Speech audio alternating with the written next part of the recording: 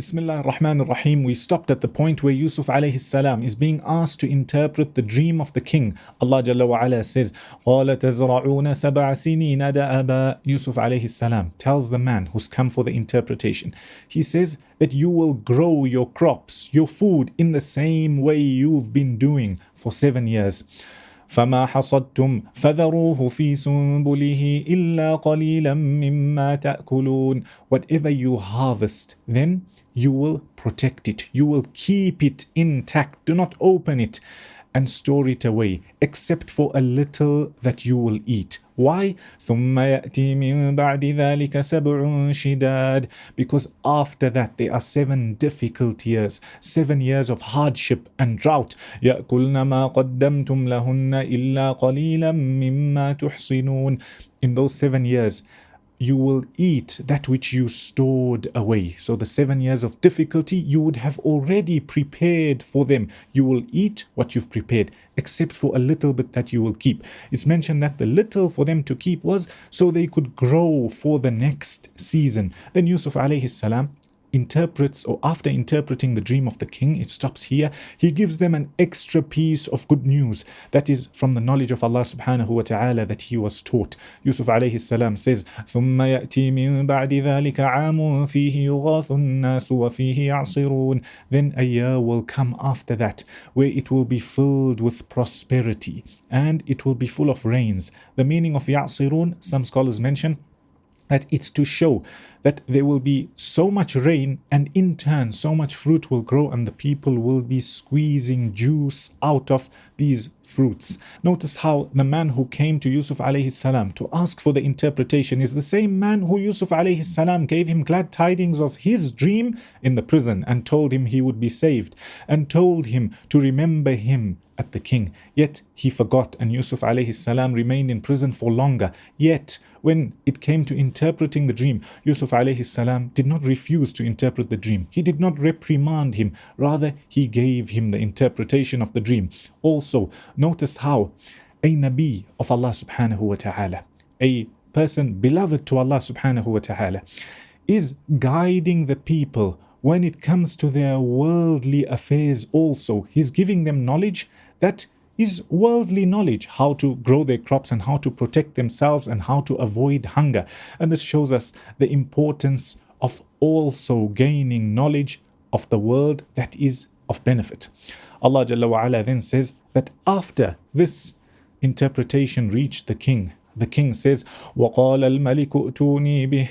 The king says, bring him to me. This man who's given you the interpretation, bring him to me. فَلَمَّا جَاءَهُ الرَّسُولُ قَالَ ارْجِعْ إِلَىٰ رَبِّكَ فَاسْأَلْهُ مَا بَالُ النِّسْوَةِ اللَّاتِي قَطَّعْنَ أَيْدِيَهُنَّ. When the messenger of the king came to Yusuf alayhi salam, telling him to come to the king, Yusuf alayhi salam refuses. And he tells him to go back to the king and ask him about the story of the women who cut their hands. ما بال النسوة اللاتي قطعن أيديهن إن ربي بكيدهن عليم. Yusuf alayhi salam says, indeed, my master, he is knowledgeable, he knows about their plot and what they did. So the king gathers the women and he says, قَالَ مَا خَطْبُكُنَّ إِذْ رَاوَدتُّنَّ يُوسُفَ عَنْ نَفْسِهِ. What is your story? What happened when you people tried to seduce Yusuf alayhi salam? قُلْنَا حَاشَ لِلَّهِ مَا عَلِمْنَا عَلَيْهِ مِنْ سُوءٍ. They said that we seek refuge in Allah subhanahu wa ta'ala. We do not know any evil of him. Then the wife of the Aziz, she speaks up. قالت امرأة العزيز الآن حصحص الحق. She says that now the truth has become apparent. أنا راودته عن نفسه وإنه لمن الصادقين. I am the one who seduced him and indeed he is from the truthful.